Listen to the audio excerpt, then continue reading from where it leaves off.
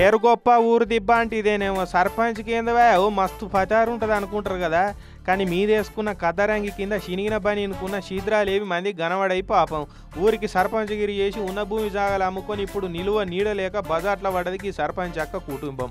ఉండేతందుకు ఇల్లు లేక అయినోళ్ళ దగ్గరికి ఓను ఆత్మగౌరవం సంపుకోలేక పాడుపడ్డ సర్కారు బడిల్నే తలదాచుకొని వానగు నానుకుంటా సలికి వణుక్కుంటా కాలం తీస్తున్నారు పాపం. సిద్దిపేట జిల్లా అక్కన్నపేట మండలం మైసమ్మవాగు తండాకు సర్పంచ్గా చేసిందట ఈ లావణ్యక్క.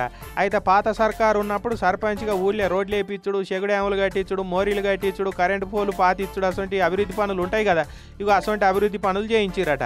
అయితే సర్కారు పైసలే కదా 4 రోజులు ఆలస్యమైన అచ్చుడైతే వస్తాయి అనుకొని మిత్తులకు తెచ్చి పెట్టిరట. అదే తప్పు అయిపోయింది. పాత సర్కారు పోయి కొత్త సర్కారు వచ్చింది, బిల్లులు అయితే రాలే. ఇటు తెచ్చిన కాడ అప్పులకు మిత్తి పెరిగింది. ఆ లూకుంటారా, ఇంటి మీదకి వస్తే అప్పటిదప్పుడు ఉన్న భూమి నమ్మి కొంత అప్పు కట్టిరట. అయినా ఇంకొన్ని అట్లనే మెట్టెట్టినట్టే ఉన్నాయట. ఇక గోటి చుట్టూ రోకడి పోటు లెక్క అదే టైంలో ఉన్న పాతీలు కూడా కూలిపోయిందట. దాంతో బజార్ల పడ్డట్టు అయిపోయింది బతుకు.